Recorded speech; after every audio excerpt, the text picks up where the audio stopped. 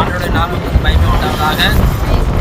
இந்த கடல் மாதிரி இருக்கிற ஏற்கனவே ஆண்டவராக இயேசு கிறிஸ்து ஒரு கடல்ல போட்ல பிரயாணம் பண்ணும்போது போட்ல தூங்கிட்டு போனாரு.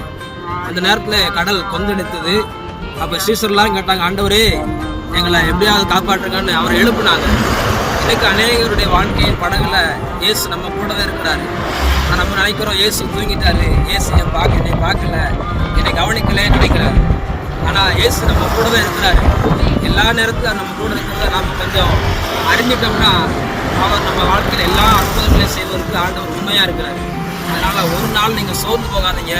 அவர் நம்ம கூட இருக்கார். நம்ம படகுல அவர் கூடவே இருக்கிறார்.